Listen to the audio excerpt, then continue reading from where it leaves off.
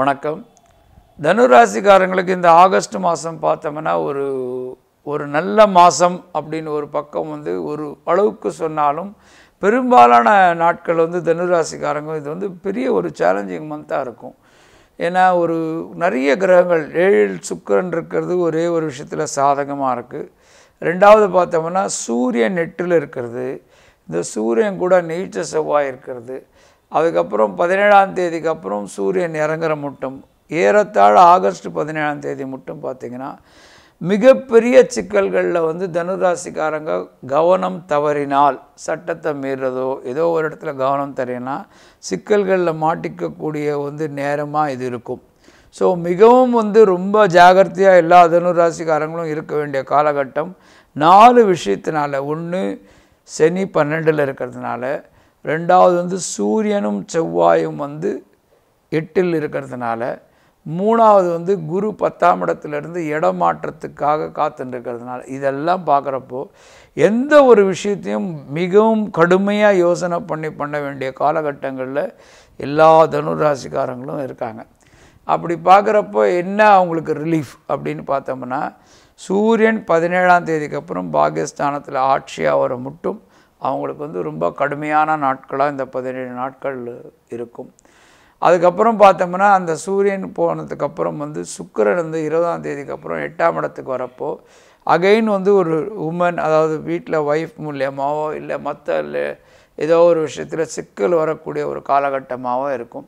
So இந்த பிற்பகுதி August மாதம் பார்த்தோம்னா புதனும் சூரியனும் பாகிஸ்தானத்தில் இருக்கிறது, குரு 10ஆம் இடத்துலேருந்து தனஸ்தானத்தை பார்க்குறதும் 4ஆம் இடத்தையும் பார்க்குறதும் ப்ளஸ் 6ஆம் இடத்தையும் பார்க்குறதுனால ஒரு பாதி மாதம் 17ஆம் தேதிக்கு அப்புறம் ஒரு வருமானம் வருதும், அதனால் ஒரு சப்போர்ட் கிடைக்கிறதும் ஒரு மன நிறைவும் ஒரு ரிலீஃபும் கிடைக்கக்கூடிய ஒரு மாதமாக இது அமையும். பெரும்பாலும் இந்த தனுராசிக்காரங்களுக்கு இவ்வளோ ஒரு பேட் ஃபேஸான மாதம் எப்போவுமே வராது. இந்த மாதம் கொஞ்சம் காஷியஸாக இருக்க வேண்டிய ஒரு மாதமாக இருக்கும். பெரும்பாலான ஆட்களுக்கு கால் கையெல்லாம் பெயின் இந்த மாதிரிலாம் இருக்கும். ஆனாலும் அடிப்படை ஜாதகத்தில் இருக்கிற ஒரு பிளானட்ஸ் அதனுடைய அமைப்புகள் இதெல்லாம் பார்த்து அது நல்லா இருந்தால், அருமையாக இருந்தால், அதனுடைய தசாபுக்திகள்லாம் நல்லா இருந்தால் எந்த விதமான கவலையும் இன்றி வேணால் கோச்சார பலன்களே நம்ம ஒரு 20-25% மேலே எந்த ஒரு விதமான அறிகுறியும் நம்மளுக்கு தெரியாது. ஸோ அடிப்படை ஜாதக தசாபுக்தி நல்லா இருந்தால் இதை பற்றி கவலைப்படாமல் அவங்களுடைய தொழிலை செஞ்சுக்கிட்டு போகலாம். ஏதாவது ஒரு சந்தேகம் அடிப்படை ஜாதகத்துலேயும் ஏதாவது ஒரு தசாபுக்தி நல்லா இல்லாத ஒரு தருவாயில் அவங்களுக்கு தெரிஞ்ச உங்களுக்கு தெரிஞ்ச ஒரு அஸ்ட்ராலஜிஸ்ட்டை நீங்கள் பார்த்து விளக்கம் கேட்டிங்கன்னா அவங்க கண்டிப்பாக நல்லா படிச்சிருந்தா ஒரு வழி காட்டுவாங்க. அடிப்படை ஜாதகம் உங்களுக்கு ஒரு அறிகுறியே தவிர அது முடிவான விஷயம் இல்லை. நீங்கள் ஒரு கூடுதல் கவனமோடு இந்த மாதத்தில் செயல்படுறது ரொம்ப நல்லது. மூல நட்சத்திரக்காரங்களுக்கு நிறைய பேருக்கு இது ஒரு லிட்டிகேஷன் அண்ட் அதர் கன்ஃப்ளிக்ட்ஸ் கொடுக்கக்கூடிய மந்தாக இருக்கும். ஆனாலும் ஒரு ஜெயிப்பு கொடுக்கக்கூடிய ஒரு மாதமாக இது அமையறதுக்கு அவங்களுடைய சொந்த முயற்சினால் இது வச்சுக்கணும். கண்டிப்பாக மூலா நட்சத்திரத்தில் இருக்கிறவங்க தன் அருகாமையில் இருக்கிற ஒரு மகாகாளி கோவிலுக்கோ இல்லை ஒரு அம்பாள் கோவிலுக்கோ போயிட்டு சிவன் கோவிலுக்கும் போயிட்டு வந்துட்டுருந்தால் இந்த மாதத்தை அவங்க ரொம்ப அருமையாக அமைச்சிக்கலாம். பூரா நட்சத்திரத்தில் போகிறவங்க கண்டிப்பாக தன் ஒரு முருகர் கோயிலுக்கு போயிட்டு வந்துட்டு இருந்தாங்கன்னா இந்த மாதம் ஒரு அருமையான வெற்றிகரமான மாதமாக அமையும். உத்திராட நட்சத்திரத்தில் இருக்கிறவங்க தன் அருகாமையில் இருக்கிற ஒரு சிவன் கோயிலுக்கு போயிட்டு வந்துட்டு வழிபாடு பண்ணிட்டு வந்தாங்கன்னா இது ஒரு அற்புதமான மாதமாக எல்லாம் அமையும். கவனமாக இருக்க வேண்டியது ஹெல்த் விஷயத்துலையும் ரொம்ப கவனமாக இருக்கணும். தனுராசிக்காரங்களுக்கு நிறைய பேருக்கு ஒரு சின்ன சின்ன ஆக்சிடெண்ட் ஏற்படுறதுக்கோ இல்லை ஒரு இன்ஜுரிஸ் வரத்துக்கோ இந்த காலகட்டம் இருக்கும். ஸோ ஒரு கவனத்தோடையும் பொறுமையோடையும் நம்ம திட்டம் போட்டு செயல்படக்கூடிய ஒரு காலகட்டமாக எல்லா தனுராசிக்காரங்களும் இந்த ஆகஸ்ட் மாதத்தை நல்ல விதமாக பயன்படுத்திக்கணும். தனுராசிக்காரங்க பார்த்தோம்னா இந்த 8ல் இருக்கிற ஒரு 3 கிரகம் கூட்டமைப்பு திரும்பி இன்னொரு பல டிரான்சிட்டு கூட 8ல் போகிறது. இந்த காலகட்டங்களில் ரொம்ப ஜாகிரதையாக இருக்க வேண்டியது என்னென்னா சடன் ரிவர்சல்ஸ். ஜாதகத்தில் ஒருவேளை அடிப்படையாக தசாபுக்திகள்லாம் நல்லா இல்லாமல் இருக்கிறப்போ நிறைய அசம்பாவிதங்கள் கூட இந்த மாதிரி நேரத்தில் தன்னை அறியாமல் தனக்கு நடக்கிறதுன்றதில்ல, தனக்கு பாதிப்பு மற்றவங்களுக்கு நடந்து கூட வரலாம். ஸோ அந்த விஷயங்களை தவிர்க்கிறதுக்கு தனுராசிக்காரங்க ட்ரை பண்ணுறது நல்லது.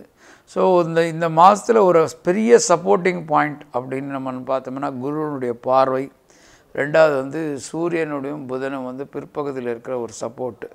ஸோ இதை வந்து ப்ராப்பராக கைடன்ஸ் எடுத்துக்கிட்டு பண்ணுறது ரொம்ப அவசியமான ஒன்றாக நம்ம வந்து தனுராசிக்காரங்களுக்கு சொல்கிறோம். நம்ம அடிப்படையாக எல்லாத்துக்கும் வந்து மாத பலன்கள் சொல்கிறப்பவும் சரி, வருஷ பலன்களுக்கும் சொல்கிறப்போ ஒரு மாதம் ஃபுல்லாக எல்லாருக்கும் ஒரே மாதிரி இருக்கிற வாய்ப்பு இல்லை. அப்போ வந்து சந்திரனுடைய மூமெண்ட் வந்து ஒரு மாதம் ஃபுல்லாக 27 நட்சத்திரம் கவர் ஆகிற ஒரு சூழ்நிலை இருக்கும். அப்போ அந்த சந்திரன் வந்து எவ்ரி 2 days அதனுடைய நிலைமைகள் மாறுறதுனால பெரும்பாலான ஆட்களுக்கு வந்து நம்ம சொன்ன பலன்கள் நிறைய நாட்கள் வித்தியாசமாக வாய்ப்பு அதிகமாக இருக்குது.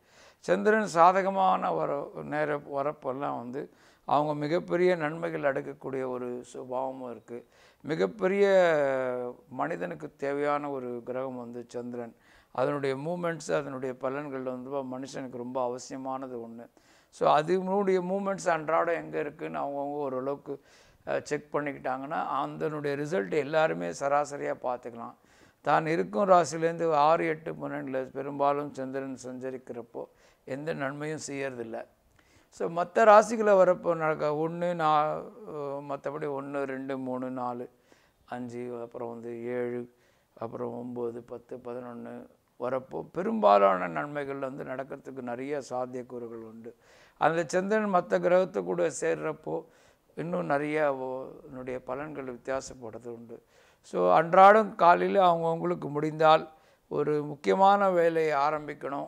இது என்ன ஒரு சூழ்நிலையும், ஒரு சூழ்நிலையில் எவ்வளோ கெடுதலாக இருந்தாலும் அந்த சூழ்நிலையிலேருந்து வெளில வரத்துக்கோ இல்லை எவ்வளோ நல்ல விஷயமா இருந்தாலும் ஒரு புதிய விஷயம் ஆரம்பிக்கிறப்போ சந்திரனுடைய நிலையை தெரிஞ்சுக்கிட்டு ஆரம்பித்தா எவ்வளோ பெரிய வெற்றியானாலும் அடையலாம். அது ரொம்ப முக்கியமான ஒரு பாயிண்ட் வந்து எல்லோரும் தெரிஞ்சுக்கணும். ஸோ எனக்கு 7 நாட் சனி நடக்கிறது அப்படின்னு சொல்லிட்டோ இல்லை மற்ற சாதகமாக இல்லையோன்றது எல்லாத்தையும் தள்ளி போடுறத விட சந்திரன் உங்களுக்கு அன்றைக்கி சாதகமாக இருந்தால் அந்த காரியம் கண்டிப்பாக உங்களுக்கு வெற்றியை கொடுக்கறதுக்கு உண்டான நேரமும் எல்லா சூழ்நிலையும் அமைச்சு கொடுக்கும்.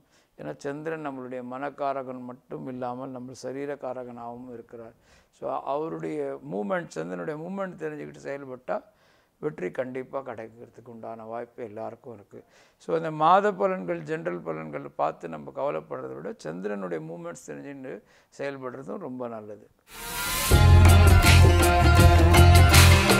இந்த ப்ரோக்ராம் உங்களுக்கு பிடிச்சிருந்தா கண்டிப்பாக பக்கா டிவியை வந்து லைக் பண்ணுங்கள், எல்லாருக்கும் ஷேர் பண்ணுங்கள். கண்டிப்பாக பக்கா டிவியை சப்ஸ்கிரைப் பண்ணுங்கள். If you like this programme please like it, share it, definitely subscribe it.